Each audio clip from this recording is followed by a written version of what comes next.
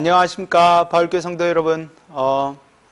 우리 2020년 9월 6일 9월 첫 번째 주 우리 예배를 우리 같이 정돈된 마음으로 또 사모하는 마음으로 함께 예배 드리기를 바랍니다.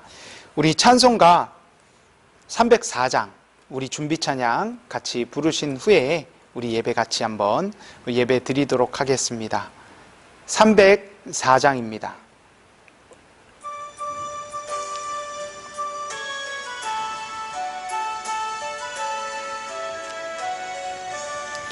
그 크신 하나님의 사랑 말로 다 형용 못하네. 저 높고 높은 별을 넘어 이 낮고 낮은 땅 위에 죄범한 영혼 구하려 그 아들 보내사 화목제물 삼으시고 죄 용서하셨네. 하나님 크신 사랑은 증량 다 못하며 영원히 변치 않는 사랑 성도여 찬양하세. 괴로운 시절 지나가고 땅 위에 영화세할 때 주 믿지 않던 영혼들은 큰 소리 외쳐 울어도 주 믿는 성도들에게 큰 사랑 베푸사 우리의 죄 사했으니 그네 잊을까. 하나님 크신 사랑은 증량 다 못하네. 영원히 변치 않는 사랑 성도여 찬양하세. 하늘을 두루마리 삼고 바다를 멍물 삼아도 한없는 하나님의 사랑 다 기록할 수 없겠네. 하나님의 크신 사랑 그 어찌 닿았을까. 저 하늘로 비싸도 채우지 못하리. 하나님 크신 사랑은 증량 다 못하네. 영원히 변치 않는 사랑 성도여 찬양하세. 아멘. 우리 다 같이 사도신경으로 신앙 고백하시겠습니다. 나는 전능하신 아버지 하나님 천지의 창조주를 믿습니다. 나는 그의 유일하신 아들 우리 주 예수 그리스도를 믿습니다. 그는 성령으로 잉태되어 동정녀 마리아에게서 나시고 본디오 빌라도에게 고난을 받아 십자가에 못 박혀 죽으시고 장사된 지 사흘 만에 죽은 자 가운데서 다시 살아나셨으며 하늘에 오르시어 전능하신 아버지 하나님 우편에 앉아 계시다가 거기로부터 살아있는 자와 죽은 자를 심판하러 오십니다. 나는 성령을 믿으며 거룩한 공교회와 성도의 교제와 죄를 용서받는 것과 몸의 부활과 영생을 믿습니다. 아멘. 우리 이 시간 찬송가 28장 복의 근원 강림하사 복의 근원 강림하사 우리 같이 찬송 부르도록 하겠습니다.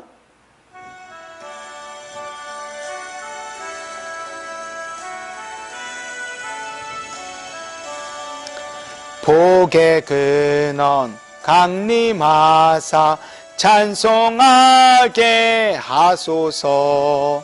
한량없이 자비하심 증량할 길 없도다. 천사들의 찬송가를 내게 가르치소서.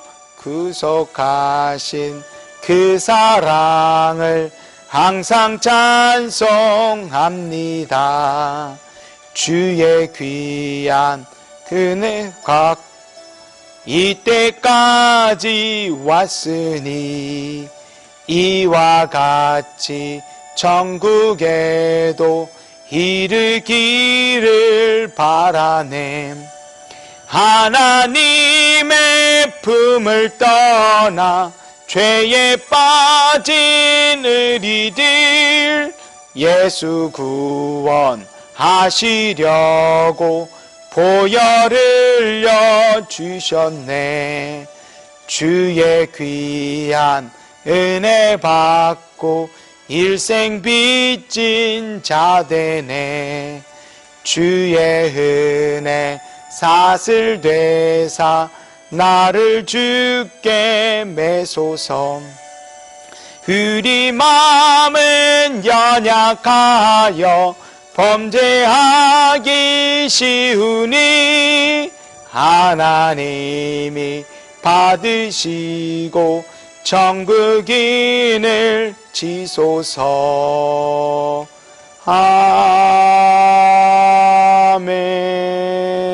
아멘.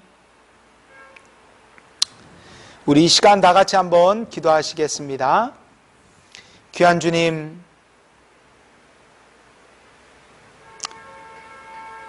정말 우리가 이 코로나로 인하여서 많은 어려움과 또 쉽지 않은 그 긴 터널을 걸어가고 있습니다. 주님, 우리 가운데 이런 일을 허락하심이 분명히 이유가 있을 줄로 믿습니다. 우리가 이 시간을 통하여서 겸허히 우리에게 주시는 하나님의 음성을 귀 기울여 들을 수 있게 하여 주시고, 바쁘게 살고 더 많은 것들을 가지려 했던 우리의 욕심을 내려놓고 하나님이 우리에게 들려주시고자 하시는 그 말씀을 잠잠히 듣는 귀한 시간이 될 수 있게 하여 주시옵소서. 특별히 이 어려운 가운데 우리 형제자매들이 처한 여러 가지 어려움들이 있습니다. 장사하시는 분들은 장사하는 분대로, 나이가 든 사람은 나이가 든 사람대로, 젊은 사람은 젊은 사람들대로 여러 가지 갖가지 어려움에 처해 있습니다. 주님, 우리가 기도할 때 기도하는 자들의 그 기도를 들으시는 하나님, 하나님의 응답하심을 경험하는 귀한 이 시간이 될 수 있게 하여 주시고, 코로나 때 더욱더 기도에 힘써서 하나님의 역사하심을 경험하는 귀한 시간이 될 수 있게 하여 주시옵소서. 그리하여서 이 코로나의 시간에 우리의 신앙이 후퇴하는 것이 아니라 도리어 전진하는, 성장하는 귀한 계기들이 될 수 있게 하여 주시옵소서. 아무쪼록 이 어려움이 어려움으로 끝나는 게 아니라 우리가 다시 한번 스스로를 돌아보고 하나님 앞에 겸허히 무릎 꿇는 귀한 시간으로 사용될 때 이 시간이 어려움의 시간이 아니라 기회의 시간이 될 줄로 믿습니다. 함께하여 주실 줄 믿사옵고 모든 말씀 살아계신 우리 주 예수 그리스도의 이름으로 기도드립니다. 아멘. 우리 봉헌찬송 50장입니다. 봉헌찬송 50장 같이 부르도록 하겠습니다.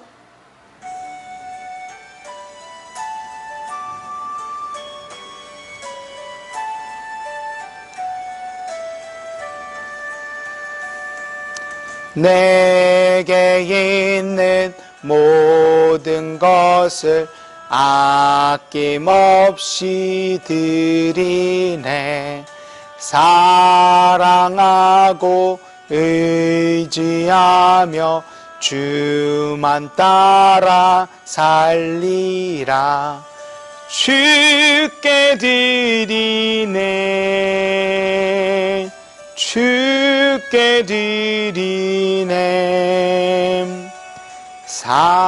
사랑하는 그 주 앞에 모두 드리네. 내게 있는 모든 것을 겸손하게 드리네. 세상 욕심 멀리하니 나를 받아주소서. 주께 드리네. 주께 드리네.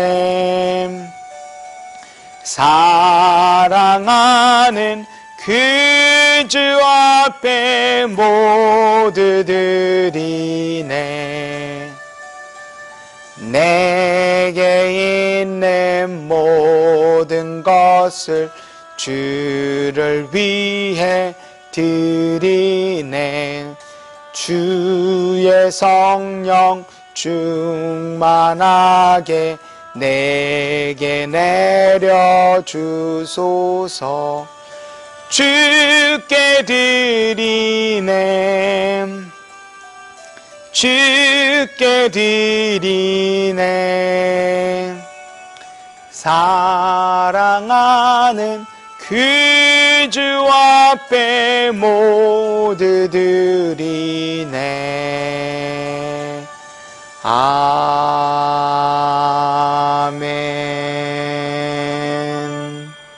아멘. 우리 이 시간 교회 소식 나누도록 하시겠습니다. 우리 코로나로 인해서 3주간 비대면 예배를 실시했습니다. 우리 앞으로 한 주간 더 정부에서는 이 2.5단계를 유지할 거라 얘기하는데, 저희는 이 한 주간을 회복의 시간으로 예배 정상화를 하도록 하겠습니다.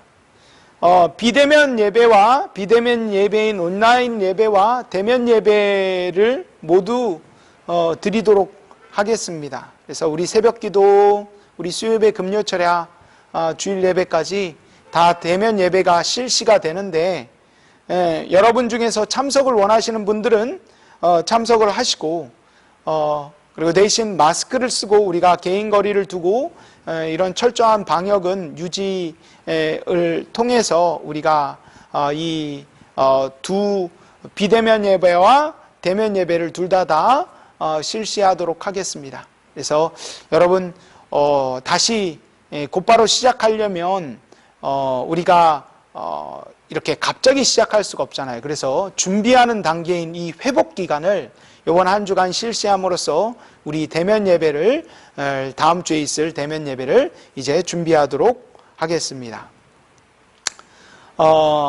여러분, 또 두 번째로는 이 9월에부터 이제 벌써 9월달이 됐어요. 2020년이 벌써 9월이 됐는데, 우리 가을을 천고마비의 계절이라고 하지 않습니까? 하늘은 높고 또 말은 비대해진다 해서 천고마비의 계절이라고 하는데, 우리는 천고마비가 아니라 지고영비의 시간을 가지기를 소망합니다. 우리의 하나님을 아는 지식이 높아지고 우리의 영혼은 더욱더 풍성해지는 그런 시간이 되기를 소망합니다. 영적으로, 한마디로 말하면 영적으로 힘을 쓰는 이 지고영비의 시간이 되기를 소망합니다. 이를 위해서 우리가 9월 한 달간 동안 매주 우리가 성경 읽기에 힘쓰려고 하는데요. 성경 읽기 매주 30장씩, 그러니까 하루에 한 6장 정도 되는 분량의 성경을 6일 동안, 주일은 쉬고 6일 동안 읽으려고 해요. 그래서 매주 30장씩 이제 실시하려고 하는데 제일 먼저 시작하는 그 성경 말씀이 어디냐? 요한복음입니다. 요한복음. 우리 요한복음 21장까지 있는데 하루에 5, 6장씩 읽으면 요한복음이 한 4일이면 3일, 4일이면 마치잖아요. 그렇죠? 그래 나머지 이틀은 우리 10장 정도 되는 우리 에스더서, 그래 요한복음과 에스더서 이 두 가지를 읽도록 하겠습니다. 그러면 한 31장 정도 되는데요. 요한복음과 우리 에스더서를 우리 같이 읽음으로써 우리 9월 달에 이제 매주 성경 읽기에 힘쓰는 그런 시간을 갖도록 하겠습니다.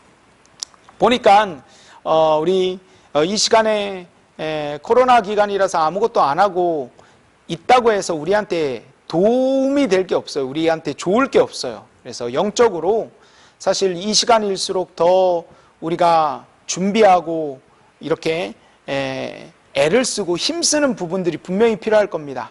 그래서 우리가 다른 것들은 못해도 거의 대부분 사역들이 거의 다 막혔고 영적으로 힘쓸 수 있는 부분들이 우리가 없는데 성경 읽기에 우리가 한번 힘씀으로써 우리 영혼이 다시 한번 높아지고 우리 하나님을 아는 지식이 높고 그다음에 영혼이 풍성해지는 지고 영비의 시간을 우리가 가지기를 소망합니다.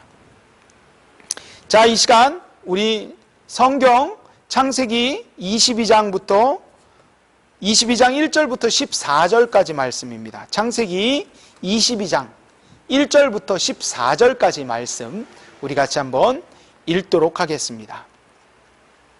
창세기 22장 1절부터 14절까지 구약 28쪽입니다. 우리 1절부터 읽도록 하겠습니다. 그 일 후에 하나님이 아브라함을 시험하시려고 그를 부르시되 아브라함아 하시니 그가 이르되 내가 여기 있나이다. 여호와께서 이르시되 내 아들 내 사랑하는 독자 이삭을 데리고 모리아 땅으로 가서 내가 내게 알려준 한 산 거기서 그를 번제로 드리라. 아브라함이 아침에 일찍이 일어나 나귀의 안장을 지우고 두 종과 그 아들 이삭을 데리고 번제에 쓸 나무를 쪼개어 가지고 떠나 하나님이 자기에게 일러주신 곳으로 가더니 제3일에 아브라함이 눈을 들어 그곳을 멀리 바라본지라. 이에 아브라함이 종들에게 이르되 너희는 나귀와 함께 여기서 기다리라. 내가 아이와 함께 저기 가서 예배하고 우리가 너희에게로 돌아오리라 하고 아브라함이 이에 번제 나무를 가져다가 그의 아들 이삭에게 지우고 자기는 불과 칼을 손에 들고 두 사람이 동행하더니 이삭이 그 아버지 아브라함에게 말하여 이르되 내 아버지여 하니 그가 이르되 내 아들아 내가 여기 있노라. 이삭이 이르되 불과 나무는 있거니와 번제할 어린 양은 어디 있나이까. 아브라함이 이르되 내 아들아 번제할 어린 양은 하나님이 자기를 위하여 친히 준비하시리라 하고 두 사람이 함께 나아가서 하나님이 그에게 일러주신 곳에 이른지라. 이에 아브라함이 그곳에 제단을 쌓고 나무를 버려놓고 그의 아들 이삭을 결박하여 제단 나무 위에 놓고 손을 내밀어 칼을 잡고 그 아들을 잡으려 하니 여호와의 사자가 하늘에서부터 그를 불러 이르시되 아브라함아 아브라함아 하시는지라. 아브라함이 이르되 내가 여기 있나이다 하매 사자가 이르시되 그 아이에게 내 손을 대지 말라. 그에게 아무 일도 하지 말라. 내가 내 아들 내 독자까지도 내게 아끼지 아니하였으니 내가 이제야 내가 하나님을 경외하는 줄을 아노라. 아브라함이 눈을 들어 살펴본즉 한 순양이 뒤에 있는데 뿔이 수풀에 걸려 있는지라. 아브라함이 가서 그 순양을 가져다가 아들을 대신하여 번제로 드렸더라. 아브라함이 그 땅 이름을 여호와 이레라 하였으므로 오늘날까지 사람들이 이르기를 여호와의 산에서 준비되리라 하더라. 아멘.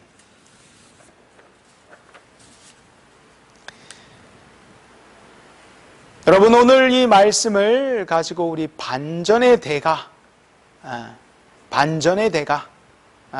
대가이신 하나님 이라는 그런 제목을 가지고 우리 같이 말씀을 나누기를 소망합니다.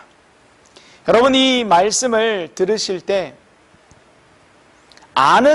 우리가 이미 이 성경 말씀을 알고 계신 분들이 있다면 결론을 마치 모르는 것처럼, 처음 듣는 얘기인 것처럼 우리가 같이 듣기를 바랍니다. 그런 마음으로 우리가 이 성경 말씀을 살펴보도록 하겠습니다. 어느 날 저녁 깊은 밤 하나님께서 아브라함을 부르십니다. 아브라함아, 아브라함아. 네, 제가 여기 있으니 주님 말씀하시옵소서.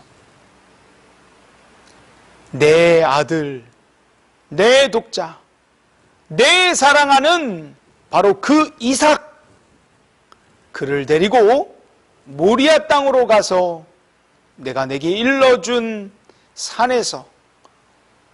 그 산에서 그를 번제로 드리라. 아브라함이 이 말을 듣고 깜짝 놀랍니다. 자기 아들 이삭을 번제로 바치라고요? 사실 말도 안 되는 명령 아닙니까? 이 아들이 어떤 아들입니까? 100세 때 겨우 얻게 된 아들이 아닙니까? 정말 말 그대로 눈에 넣어도 아프지 않는 그런 아들 아닙니까? 더군다나 이 아들이 자기 힘으로 낳은 아들입니까? 하나님이 주셨잖아요. 하나님이 안 주셨더라면 가질 수 없는 그 아들 아닙니까? 근데 주실 때는 언제고 이제는 그를 빼앗아 가시려고 하시는 겁니까? 사실 다른 명령들은 다 순종할 수 있어요. 아브라함이 자기의 전 재산 드리라면 아브라함은 드릴 수 있었을 거예요. 또 아브라함이 알지 못하는 땅으로 가라 하시면 그 땅으로 갈 수도 있었을 거예요. 그런데 이 명령만큼은 아브라함이 도저히 순종할 수가 없는 그런 명령이었습니다.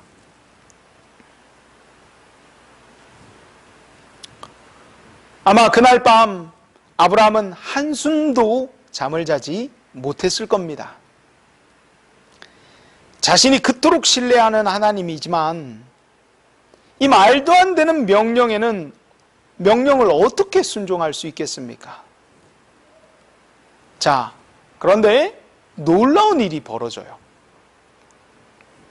다음날 아침 일찍 아브라함이 행장을 꾸리는 거예요. 그리고 아들이 이삭을 데리고 정말 하나님이 명하신 곳으로 출발하는 게 아닙니까? 그냥 떠나는 게 아니라 번제에 쓸 나무도 가지고 떠나는 게 아닙니까? 정말 하나님의 명령에 순종해서 아들 이삭을 불에 태우려고 하는 것일까요? 아니면 그냥 신용만 하는 걸까요? 이게 오늘 말씀 가운데 계속해서 흐르는 긴장입니다. 계속해서 질문되는 거예요. 과연 아브라함이 정말 자기의 아들 이삭을 죽일까? 정말 하나님의 말씀에 순종할까? 끝에 가봐야 알잖아요. 그렇죠? 끝에 가봐야. 이 극적 긴장감이 흘러요. 정말 그가 아들을 죽일 것인가? 아니면 그냥 순종만 하는 척 하는 걸까? 이게 오늘 말씀 계속해서 질문되어지는 그런 질문입니다. 그렇게 길을 떠난 아브라함은 계속해서 길을 걸어갑니다. 하나님이 명하신 그 땅이 가까운 곳에 있다면 아브라함의 마음이 좀 덜 흔들렸을 거예요. 하지만 그 길은 3일 길이었어요. 3일 길. 그 3일 길이 아브라함에게 있어서 얼마나 고통스러웠을까요? 얼마나 힘들었을까요? 여러분 한번 상상해 보세요. 여러분이 만약에 아브라함이라고 한다면 여러분 앞에, 저 앞에 낙이 타고 가고 있는 그 아들의 뒤통수를 물끄러미 바라보고 있다면 눈물이 주르륵 흐르지 않겠습니까? 그 아이가 태어난 순간부터 여태까지 자라는 정말 말 그대로 이삭의 이름의 뜻이 웃음이잖아요. 자기의 바라보기만 해도 그냥 행복한 미소가 지어지는 그 아들 아닙니까? 그를 이제 자기 손으로 죽여야 돼요. 믿음의 조상이라고 하지만 아브라함에게 어찌 그 일이 쉬웠겠습니까? 어찌 아무런 감정 없이 그냥 로봇처럼 순종하며 행해낼 수 있었겠습니까? 가슴이 저며졌겠죠. 두렵고 떨렸겠죠. 과연 저 아들을 정말 바쳐야 되는 것인지. 3일 내내 아브라함이 그 고민하지 않았겠습니까? 정말 그 길이 죽음의 길이 아니었겠습니까? 그런 걸 생각해 보면 문득 우리 주 예수님도 나귀를 타고 예루살렘 성에 들어가셨다라는 것을 우리는 이렇게 떠올릴 수 있어요. 나귀 타고 앞을 걸어가는 그 이삭을 바라보는 눈이나 나귀 타고 예루살렘 성에 그 산으로 올라가는 나귀 타신 예수님을 바라보는 그 하나님의 눈이나 동일한 눈이 아니었겠습니까? 동일한 심정이 아니었겠습니까? 하나님도 가슴이 찢어지셨겠죠. 십자가에 못 박히신 그 예수님의 3일 동안 무덤에 있었을 때 그 심정이 아브라함이 지금 3일 동안 길을 걸어가는 그 심정이 아니었겠습니까? 정말 죽음의 골짜기, 죽음의 길이었겠죠. 시간이었겠죠. 그러나 하나님이 예수님을 묵묵히 십자가로 이끄셨듯이 아브라함도 자기 아들을 모리아 산으로 묵묵히 이끌어 갑니다. 이제 3일 길을 걸어 하나님이 명하신 그 땅에 도달합니다. 하나님이 명하신 그 산이 멀찍이 보이자 아브라함은 함께 온 두 명의 종을 그곳에 머무르게 합니다. 너네 여기 있어. 너네 기다리고 있어. 우리들만 하나님이 명하신 저 산으로 올라가서 제사 드리고 올게. 그때 아브라함이 종들에게 이렇게 얘기합니다. 22장 5절에 이에 아브라함이 종들에게 이르되 너희는 나귀와 함께 여기서 기다리라. 내가 아이와 함께 저기 가서 예배하고 우리가 너희에게로 돌아오리라 하고 우리가 너희에게로 돌아오리라. 아브라함과 자기 아들이 저 산에 갔다가 다시 돌아온대요.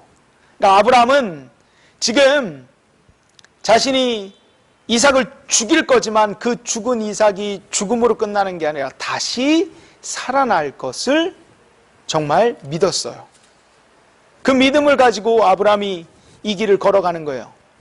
그 믿음이 아니었다면 이 길이 아브라함이 걸을 수 있는 길이 아니었어요. 아브라함은 그 두렵고 떨리는 시간이었지만 하나님이 무사히 자기 둘을 산에서 내려오게 하실 것을 믿어 의심치 않습니다. 하지만 믿음은 흔들리지 않았겠지만 그의 감정은 요동쳤을 거예요. 계속 두려웠을 거예요. 산을 향해 아버지와 아들이 걸어갔을 때 이삭은 아버지에게 이렇게 물어봅니다. 아버지, 그러자 아브라함이 씩 웃으며 이렇게 자기 감정을 절제하고 아브라함이 앞에 걸어갔다면 이렇게 흐르는 눈물을 옷깃으로 이렇게 닦으면서 그러면 씩 웃는 척을 했겠죠. 씩 웃으면서 뒤를 이렇게 돌아봤을 겁니다. 그래, 아들아, 왜 그러냐? 왜 나를 부르냐? 내가 여기 있단다. 그러자 아들이 이렇게 물어봅니다. 불과 나무는 여기 있는데 번제할 어린 양은 어디 있습니까? 그때 아브라함이 자기의 믿음의 고백을 해요.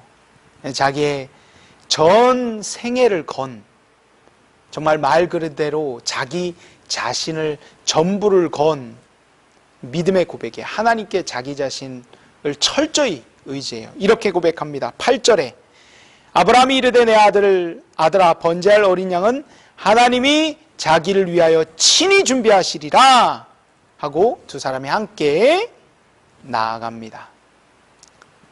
하나님이 자기 아들 이삭을 위하여서 대신 죽을 어린 양을 준비해 줄 것을 아브라함은 믿음으로 고백하고 있어요. 두렵고 떨렸지만 아브라함은 전적으로 하나님을 의지하고 있어요. 하나님이 준비해 주실 거야. 하나님이 이 일을 하나님이 알아서 해결해 주실 거야. 전적으로 자기 자신을 하나님께 맡깁니다. 자, 이제 하나님이 정말 명하신 곳에 이릅니다. 산 위에 올랐어요. 아브라함은 묵묵히 제단을 쌓습니다. 그리고 그 제단 위에 나무를 올립니다. 그리고 자기 아들 이삭을 밧줄로 결박합니다. 그리고 제단 위에 그를 놓고 그 아들을 앞에서 칼을 높이 지켜듭니다. 자, 여기가 이 9절과 10절이 극적으로 가장 긴장감의 클라이막스예요. 과연 아브라함이 자기 아들을 죽일 것인가? 정말 하나님을 믿고 정말 아들을 죽일 것인가? 아니면 여기까지다. 하나님 더 이상은 못하겠습니다. 자기가 하나님을 믿지 못할 것인가? 끝까지 하나님을 믿을 것인가? 아니면 도중에 포기할 것인가? 거의 10중 8구는 우리 보통적인 사람의 입장으로는 후자겠죠. 하나님 여기까지예요. 나 더 이상 못하겠어요. 순종하는 척은 하지만 이거는 못하겠어요. 그런데 놀라운 일이 일어납니다. 이 질문에 대해서 아브라함이 정말 하나님 믿는가? 정말 아브라함이 자기 아들을 죽여가면서까지 하나님께 순종할 것인가? 이 질문에 오늘 10절은 이렇게 대답합니다. 손을 내밀어 칼을 잡고 그 아들을 잡으려 하니 정말 죽이려고 했어요. 귀한 성도 여러분, 이게 바로 아브라함이 행했던 일입니다.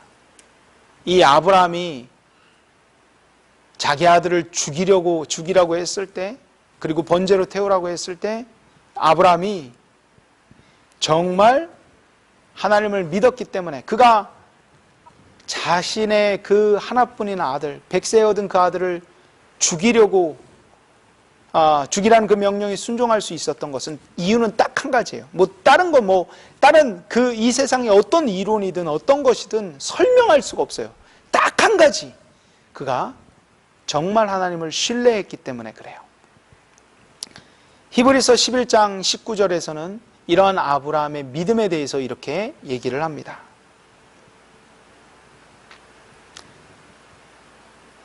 그가 하나님이 능히 이삭을 죽은 자 가운데서 다시 살리실 줄로 생각한지라.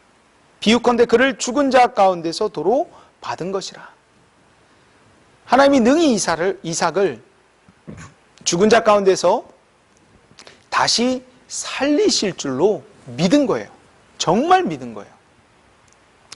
그런 하나님, 죽은 자를 살리실 수 있는 하나님을 정말 믿었기 때문에 아브라함이 놀라운 신앙의 간증을, 고백을 자기 삶 속에서 행해낼 수 있었던 것입니다. 귀한 성도 여러분, 사실 오늘 우리는 말도 안 되는 요구를 하시는 하나님을 만나게 됩니다.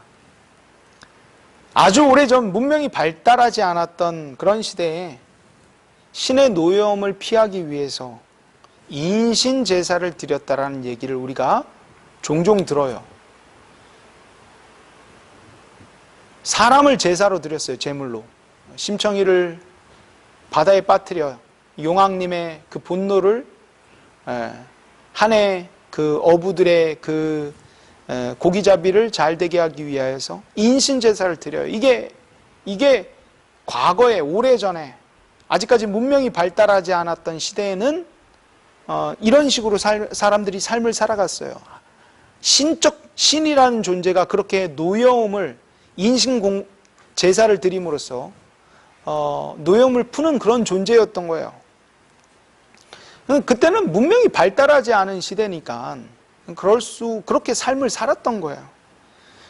그러나 우리가 믿는 하나님은 그런 고대 신화에서나 나오는 그런 해괴망측한 그런 신이 아니지 않지 않습니까?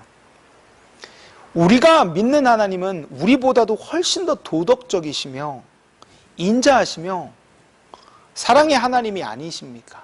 눈물을 흘리는 자의 눈물을 닦아주시며 넘어진 자를 일으키시는 하나님 아니십니까?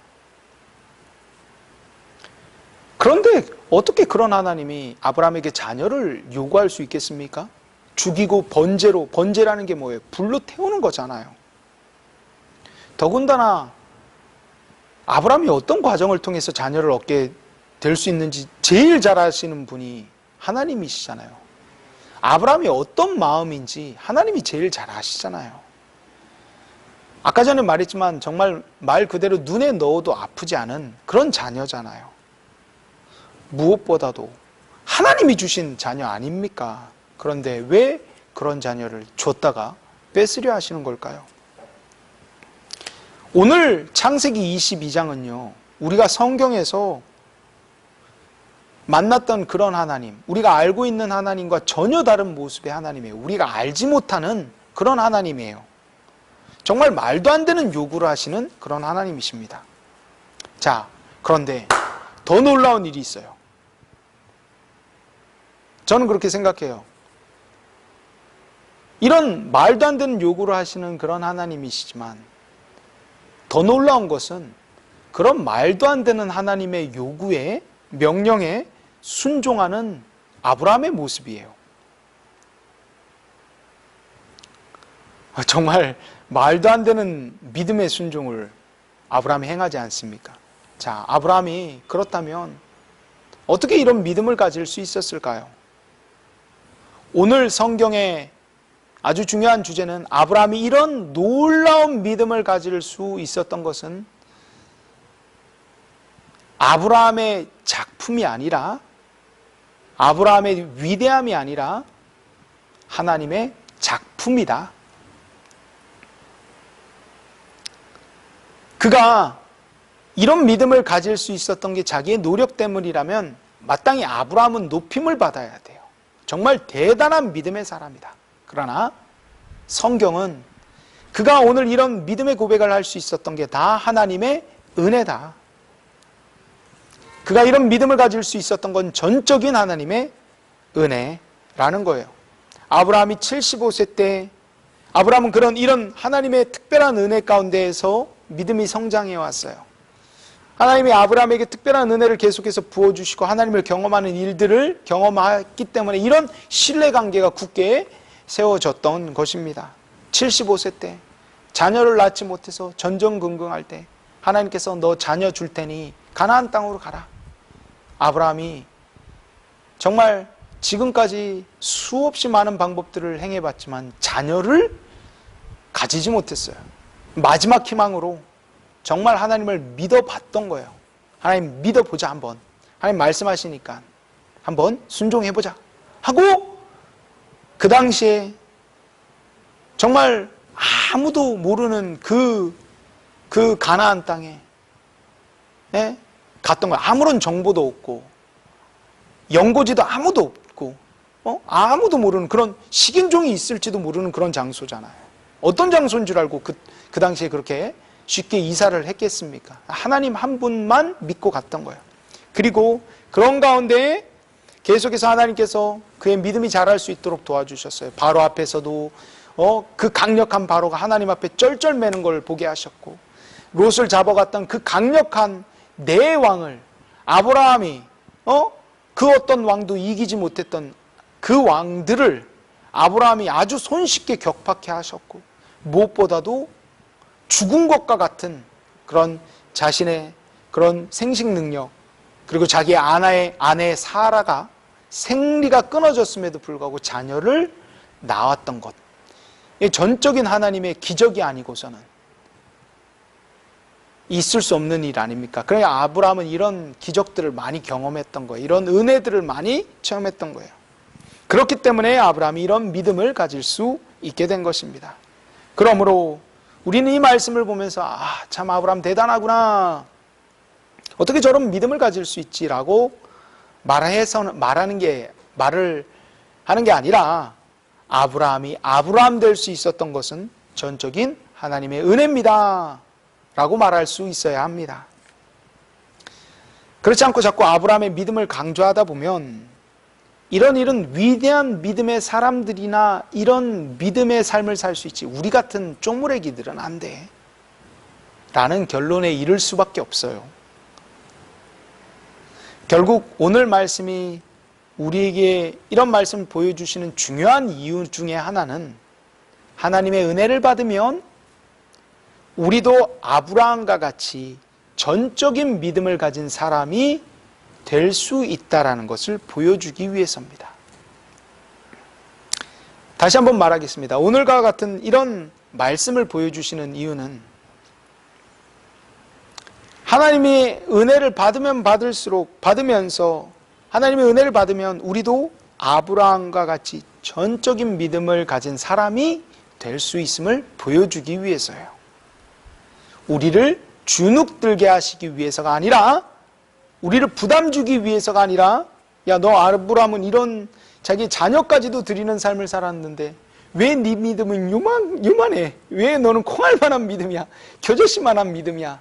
우리를 부담 주기 위해거나 아니면 주눅들게 하기 위해서가 아니라 우리를 격려하기 위해서입니다. 하나님의 은혜가 아브라함을 아브라함 되게 만들었습니다.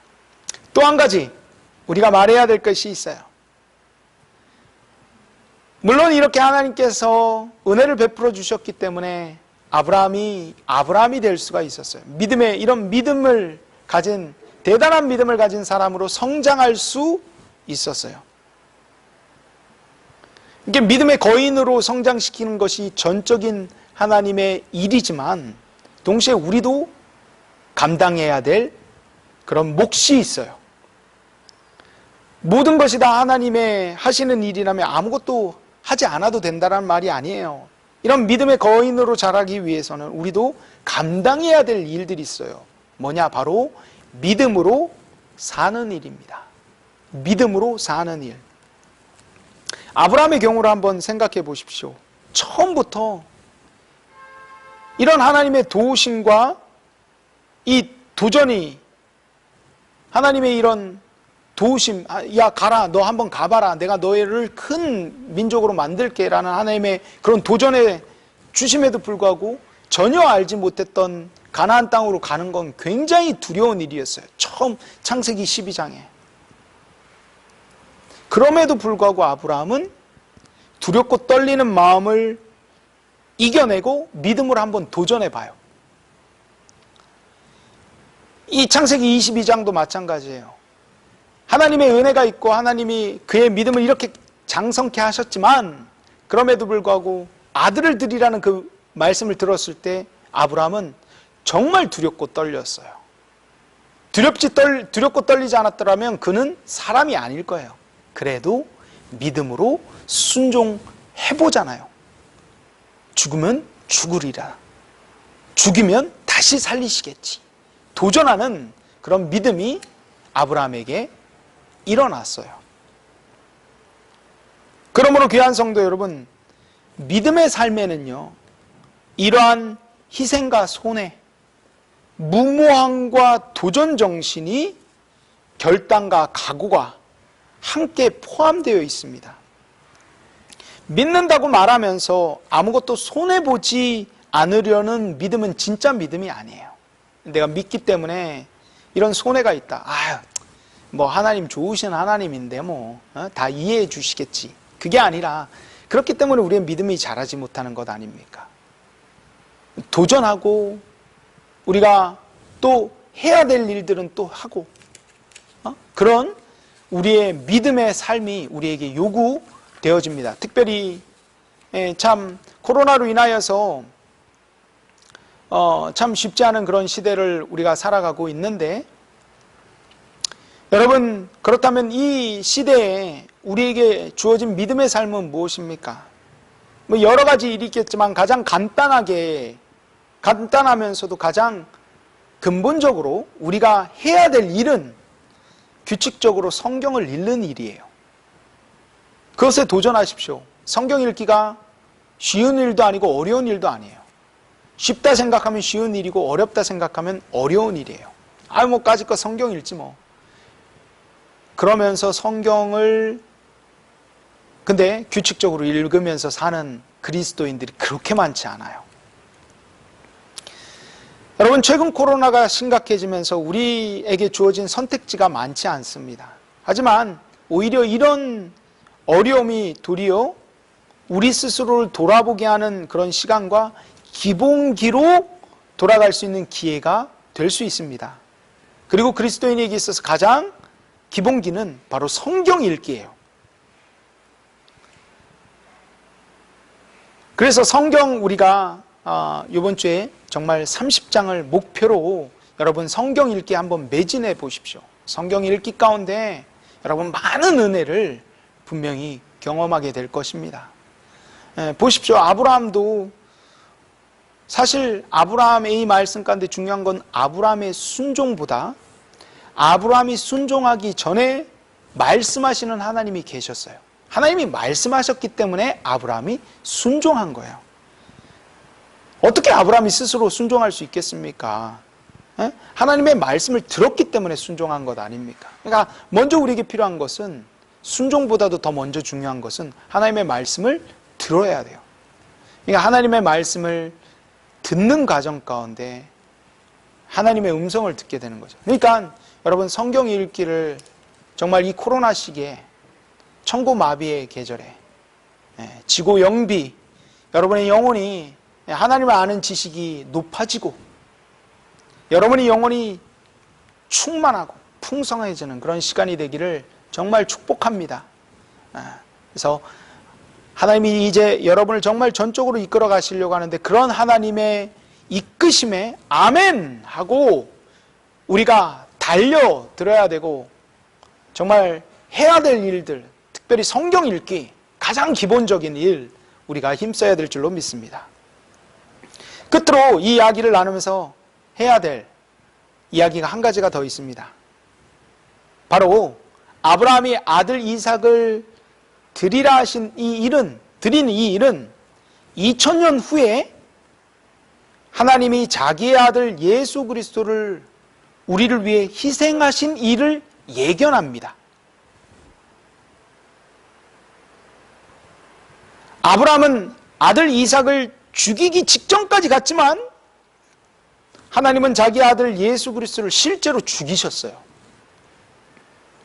이삭이 나귀 타고 모리아산을 향하여 가던 그 모습을 보면서 안타까워했던 그 아브라함의 마음이 곧 하나님이 예수 그리스도께서 나귀 타고 예루살렘 성으로 올라가시는 바로 그 하나님의 아픔이었던 거예요.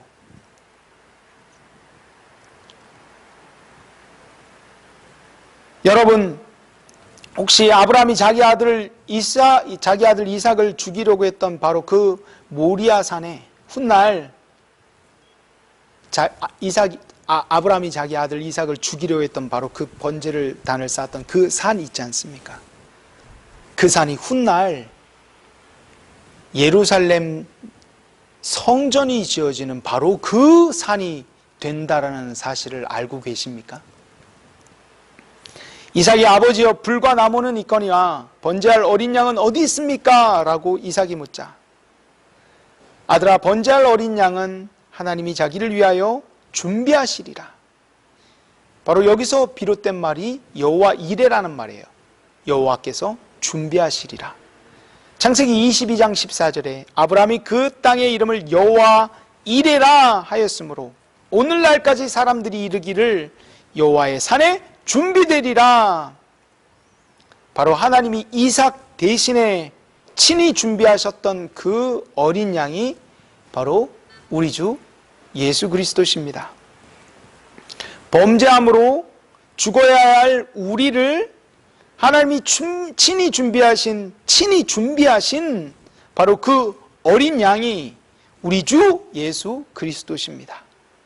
그분을 우리 대신해서 죽이셨기에 우리가 그분을 대신해서 살 수 있게 된 것입니다. 결국 귀한 성도 여러분, 오늘 이 창세기 22장은요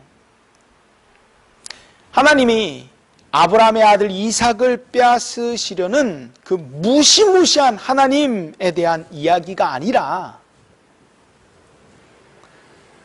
모든 믿는 자를 위해서 자기 아들을 희생하신 하나님의 놀라운 사랑에 대한 이야기인 것입니다.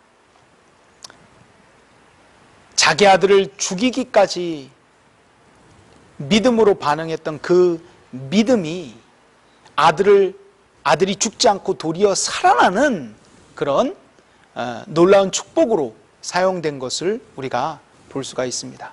귀한 성도 여러분, 결국 진짜 믿음을 가지고 사는 사람은 인생 가운데 여러 가지 시험과 고난과 환난을 경험합니다. 특별히 코로나 시대에 점점 더 어려워지잖아요.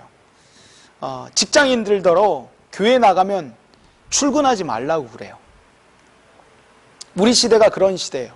믿음으로 그리스도인으로 사는 게 점점 더 어려운 시대예요. 그러나 믿음으로 살면 죽는 게 아니라 그 믿음으로 말미암아 우리가 정말 죽기까지 그 고난의 그 어려운 길까지 갔다가 그 가운데서 다시 살아나는 놀라운 경험을 하게 하십니다. 오직 믿음으로 말미암아 살리라 한가 같으니라. 여러분, 그 놀라운 메시지가 담겨진 말씀이 바로 창세기 22장의 말씀입니다. 오늘 말씀을 통해서 정말 반전의 하나님, 죽는 그 죽음의 길을 걸어간 그 사람이 결국에 죽음에 이르는 게 아니라 다시 살아나는 놀라운 반전이 일어나는 그런 놀라운 말씀인 줄로 믿습니다. 그래서 이번 주 가운데 여러분 믿음의 길을 걸어가시기를 주님의 이름으로 축복합니다. 하나님이 이끄시고 도전하시고 계속해서 이끌어 가고 계세요. 그것을 믿음으로 반응하시는, 믿음으로 성경 읽기에 다시 한번 기본기로 돌아가는 귀한 이번 한 주가 되기를 주님의 이름으로 축복합니다. 아멘. 우리 같이 한번 기도합시다. 귀한 주님 감사합니다. 오늘 이 시간 저희가 이 창세기 22장을 통하여서 반전의 하나님, 죽음의 그 길을 걸어갔던 아브라함이 죽지 않고 자기 아들과 다시 살아 돌아오게 된 그런 생명의 그 반전이 일어나는, 살아남의 반전이 일어나는 놀라운 축복을 경험하게 된 줄로 믿습니다. 우리가 정말 그 진짜 믿음을 가진 그런 사람을, 정말 삶 가운데 여러 가지 어려움을 겪지만 그 사람을 다시 살려내시는 그 하나님, 자기 아들 예수 그리스도를 희생시키셔 그들의 모든 죄를 용서하시고 그들의 모든 연약함과 부족함을 바꾸시고 도리어 그들에게 생명을 주시는 그 하나님, 우리가 다시 한번 경험하고 깨달아가는 귀한 시간이 될 수 있게 하여 주시고 우리도 아브라함처럼 믿음으로 반응하는 자들이 될 수 있게 도와주시옵소서. 함께하여 주실 줄 믿사옵고 모든 말씀 우리 주 예수 그리스도의 이름으로 기도드립니다. 아멘. 이제는 우리 주 예수 그리스도의 놀라운 은혜와 하나님의 지극하신 사랑하심과 성령님의 매 순간 우리를 이끄시고 인도하시는 그 인도하심이 여기에 있는 우리 함께 예배드리는 모든 자들 위해 이번 한 주 지속적으로 있을지어다. 아멘. 아멘. 감사합니다. 우리 이제 내일부터 월요일 새벽 기도회가 시작되니까요. 여러분 한번 도전해 보세요. 새벽 기도회도 성경 읽기도 도전해 보시기를, 믿음으로 살아보시기를 주님의 이름으로 축복합니다. 죽는 것 같아도 그 죽음의 터널 가운데 놀라운 생명을 경험하게 될 줄로 믿습니다. 우리 앞으로 이번 한 주간 귀한 일들이 일어나길 주님의 이름으로 축복하고 또 축복합니다.